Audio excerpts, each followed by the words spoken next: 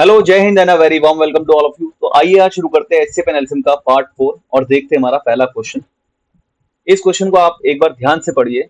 हमें दिया गया है कि नंबर ऑफ पेयर है हमारे पास जिनका एचसीएफ हमारे पास है 15 और उनका एलसीएम हमारे पास है 138। दिए गए ऑप्शन में से हमें बताना कि कौन सा ऐसा ऑप्शन है जो हमारे क्वेश्चन की स्टेटमेंट को कंप्लीटली सेटिस्फाई कर सकता है। तो आपको ये पता है कि दो नंबर या दो से अधिक नंबर हो हमारे पास, उनका जब भी हमारे पास एलसीएम आएगा तो वह एलसीएम हमेशा उन नंबर्स के एचसीएफ से कंप्लीटली डिविजिबल होगा। तो आपके पास यहाँ पर 138 है और 15 है, तो ये जो 15 है ये 138 से कंप्लीटली डिविजिबल नहीं है। तो हम कह सकते हैं यहाँ पर इस तरीके का एक भी नंबर ऑफ पेयर एग्जिस्ट नहीं कर सकता। तो इस क्वेश्चन का सही जवाब रहेगा ऑप्शन बी।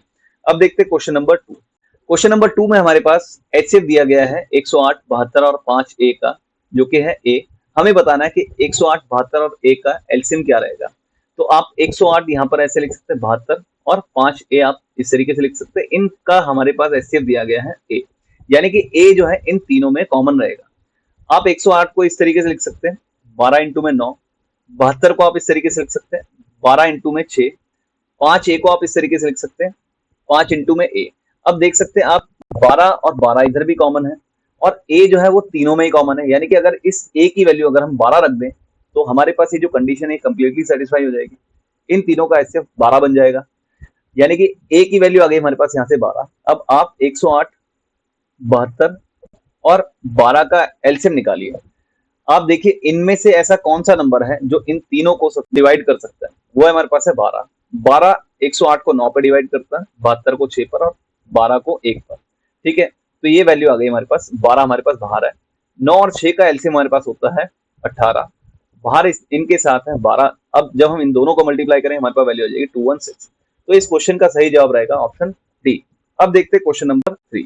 क्वेश्चन नंबर 3 में हमें बताना है कि ग्रेटेस्ट पॉजिटिव इंटीजर जो 554, 714 और 213 को कंप्लीटली डिवाइड करके 43, 57 एंड 67 रिमाइंडर बचाता है। तो आप यहाँ पर इन वैल्यूज को लिख सकते हैं। सबसे पहले 554, 714 और 213, इनमें से हम इनके रिस्पेक्टिव रिमाइंडर्स माइनस कर देंगे। ठीक है, 57 और लास्ट में हमने लिखा 67। इनको जब हमने माइनस किया तो हमारे पास जो रिजल्टिंग वैल्यूज आएंगी उनका हम एचसीएफ निकाल लेंगे, वही हमारा आंसर रहेगा। तो जब हमने इसको माइनस किया हमारे पास वैल्यू आ गई 511। यहाँ से हमने इसको माइनस किया हमारे पास वैल्यू आ गई 657। यहाँ से हमारे पास वैल्यू आ गई 146। अब हमें इनका एचसीएफ निकालना। एचसीएफ निकालने के लिए हम क्या करेंगे, जो दो सबसे छोटी वैल्यू है उनको लॉन्ग डिवीजन मेथड में हम पुट कर देंगे। 146 हमारे पास बाहर है, 511 हमने यहाँ पर अंदर लिखा। आप देख सकते हैं यहाँ पर हम 3 पर इसको डिवाइड करेंगे तो हमारे पास 438 आ गया, यानी कि 73 बच गया हमारे पास।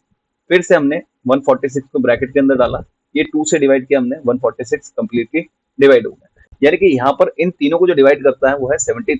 तीनों नंबर का जो सबसे बड़ा पॉजिटिव नंबर रहेगा वो है 73। तो इस क्वेश्चन का सही जवाब रहेगा ऑप्शन डी। अब देखते हैं क्वेश्चन नंबर 4।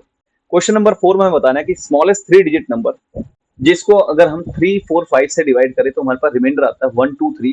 हमें बताना है कि उस स्मॉलेस्ट 3 डिजिट के सभी डिजिट्स को ऐड करके हमारे पास क्या वैल्यू आती है। तो आप सबसे पहले तो 3, 4 और 5 को ऐसे लिख देंगे।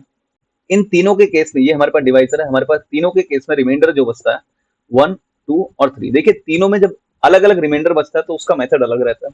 जब तीनों में सेम रिमाइंडर बचता है, आप यहाँ पर ध्यान दीजिए, सेम रिमाइंडर जब बचेगा इस तरीके के क्वेश्चन में, तो हमने क्या करना है, लास्ट में एलसीएम में उस वैल्यू को ऐड करना है। ठीक है, अब जब अलग अलग वैल्यूज आती है, हमारे पास अलग अलग रिमाइंडर आता है, तो हमारे पास जो डिफरेंस आता है, यहाँ पर ये 2 है, यहाँ पर भी 2 आपने देखा और यहाँ पर भी आपने 2 देखा। तो ये जो डिफरेंस वैल्यू आती है लास्ट में हमने एलसीएम में से इस डिफरेंस वैल्यू को माइनस करना होता है। तो एलसीएम हम निकालेंगे 3, 4 और 5 का। 3, 4, 5 का जब हमने एलसीएम निकाला हमारे पास वैल्यू आ गई, तो ये वैल्यू आ गई हमारे पास 60। अब 60 को सबसे छोटा 3 डिजिट का नंबर बनाने के लिए हम इसको 2 से मल्टीप्लाई करते हैं, हमारे पास वैल्यू आ जाएगी 120। ठीक है, अब इसमें से हम जो यहाँ पर ये हमारे पास रिमाइंडर का जो डिफरेंस आ रहा था तीनों केस में 2, इसको हम माइनस कर देंगे, यानी कि वो सबसे छोटा नंबर जो 3, 4, 5 से डिवाइड होने पर 1, 2, 3 बचा है वो है 118। ठीक है, अब इसकी तीनों डिजिट को जब हम ऐड करेंगे तो हमारे पास वैल्यू आ जाएगी 10, यानी कि हमारा आंसर आएगा ऑप्शन बी। अब देखते हैं क्वेश्चन नंबर 5। क्वेश्चन नंबर 5 में हमारे पास 4 नंबर दिए गए 13, ए, बी एंड सी। हमें 3 पेयर दिए गए हैं यहाँ पर 13A, 13B और 13C। तीनों पेयर्स का हमारे पास एचसीएफ दिया गया है 13। ठीक है। और हमारे पास यहाँ पर जो ए बी सी है ये तीनों 60 से छोटी होनी चाहिए वैल्यू। और हमारे पास ये भी रिलेशन दिया गया है कि ए से बड़ा होना चाहिए बी, बी से बड़ा होना चाहिए सी। अब आप देख सकते हैं जब इन तीनों पेयर का हमारे पास एचसीएफ 13 है, यानी कि सी भी 13 के टेबल में आएगा, बी भी और ए भी। तो आप सी की वैल्यू यहाँ पर सबसे पहले पुट करें, सी क्योंकि सबसे बड़ा होना चाहिए, यानी कि हम यहाँ पर 52 पुट कर देते हैं।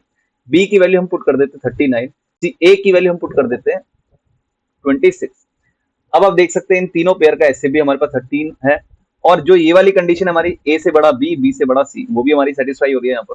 तो अब आप देख सकते हैं ए प्लस सी हम निकालेंगे यहाँ से, 26 प्लस में 52 डिवाइड बाय हम लिखेंगे 39, तो ये वैल्यू आएगी हमारे पास 78 डिवाइड बाय 39। जब इसको कैंसिल आउट किया हमारे पास वैल्यू आ गई 2। तो इस क्वेश्चन का सही जवाब रहेगा ऑप्शन बी। अब देखते हैं क्वेश्चन नंबर 6। क्वेश्चन नंबर 6 में हमें दिया गया कि दो नंबर का जो एचसीएफ है उनके एलसीएम का 120th है। उनमें से एक नंबर हमारे पास 96 है और एलसीएम और एचसीएफ का डिफरेंस हमारे पास है 456। तो आप सबसे पहले तो यहाँ पर ये लिख सकते हैं LCM is equal to 20h हम लिख सकते हैं, क्योंकि एलसीएम बड़ा है एचसीएफ छोटा है, और जैसा कि हमेशा रहता ही है।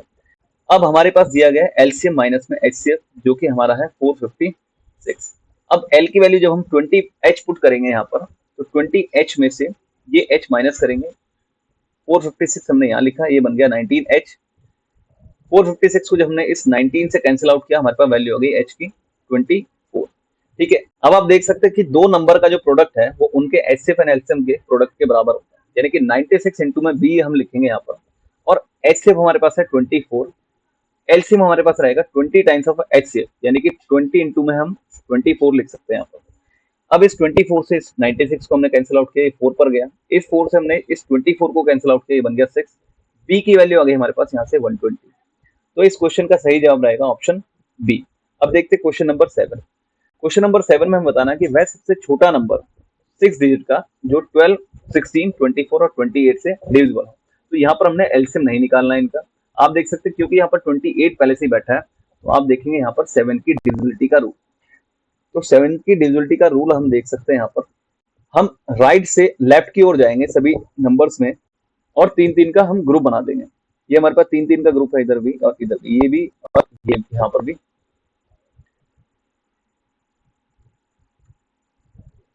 हम राइट से लेफ्ट की ओर जाएंगे और 3-3 नंबर्स का हम ग्रुप बनाएंगे। यहाँ पर ये 3 का ग्रुप, ये 3 का ग्रुप, यहाँ पर ये 3 का ग्रुप है, यहाँ पर ये 3 का ग्रुप है, यहाँ पर ये 3 का, ये 3 का, ये हमने 3-3 का ग्रुप बना दिया। अब हम क्या करेंगे, इन ग्रुप्स के बीच का डिफरेंस निकालेंगे। यहाँ पर हमारे पास वैल्यू आ गई 28, जो बड़ी वैल्यू उसमें से छोटी वैल्यू माइनस कर देंगे। 190 में से 100 गया, हमारे पास 90 बच गया, यहाँ पर हमारे पास 80 बच जाएगा, और यहाँ पर हमारे पास 60 बच जाएगा। तो इस क्वेश्चन में आप देख सकते हैं जो डिफरेंस हमारे पास 28 आ रहा है, यानी कि वो वैल्यू 7 से डिविजिबल है, यानी कि हमारे पास वो वैल्यू 28 से भी डिविजिबल रही होगी। तो इस क्वेश्चन का सही जवाब रहेगा ऑप्शन ए। अब देखते हैं क्वेश्चन नंबर 8। क्वेश्चन नंबर 8 में हमें बताना है कि वह सबसे छोटा नंबर जिसको डबल करने पर वह 12, 18, 21 और 30 से कंप्लीटली डिविजिबल हो जाए। यानी कि आपने क्या करना है, इन चारों नंबर का एलसीएम निकालकर उसका हाफ करना है, हमारे पास आंसर आ जाएगा। तो 12 हमने यहाँ पर लिखा, 18, 21 और 30 हमने लिखा।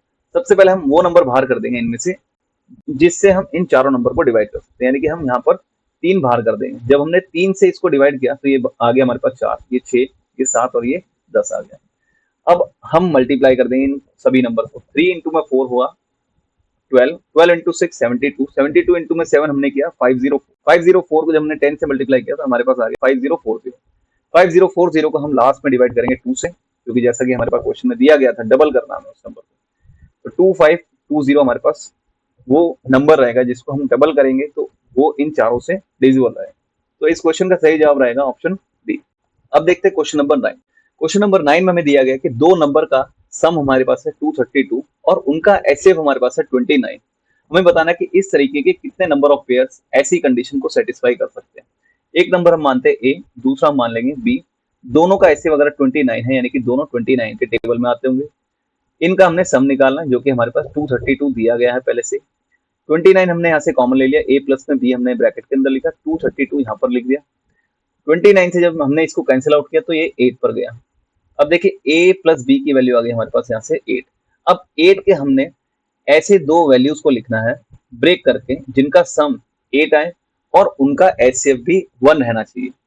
इनका एचसीएफ भी हमारे पास 1 रहना चाहिए, ये सबसे अच्छी कंडीशन है इस क्वेश्चन की। तो आप देख सकते हैं यहाँ पर हम 7 रख सकते हैं और 1 रख सकते हैं। दूसरा जो पेयर है हमारे पास उसमें हम 5 रख सकते हैं और 3 रख सकते हैं, ठीक है।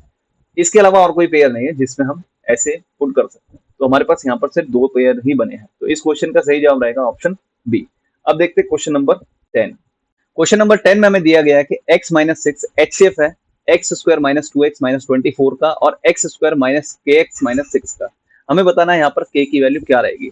देखिए अगर ये एक्सप्रेशन इस x square minus 2x minus 24 का अगर फैक्टर है तो यहाँ पर ये रिमाइंडर 0 बचाएगा, और जब ये इसको डिवाइड करेगा x square minus kx minus 6 को तो यहाँ पर भी ये रिमाइंडर 0 बचाएगा। अगर ये रिमाइंडर 0 बचाएगा यानी कि आप x माइनस 6 की वैल्यू को 0 के बराबर रख सकते हैं, और इसी तरीके से एक्स स्क्वायर माइनस में kx minus 6 is equal to आप 0 रख सकते हैं। तो पहले इक्वेशन से हम x की वैल्यू निकाल लेंगे 6।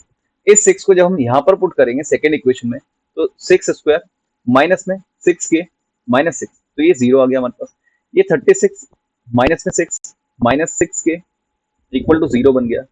तो 6k इधर आ गया पॉजिटिव बन के, यहाँ पर हमारे पास 30 आ गया। 6 ने इस 30 को कैंसिल आउट किया, हमारे पास k की वैल्यू आ गई यहाँ से 5। तो इस क्वेश्चन का सही जवाब रहेगा ऑप्शन बी। अगर आपको ये सभी क्वेश्चंस अच्छे से समझ आ गए तो आप जरूर लाइक करें, सब्सक्राइब करें एंड शेयर करें।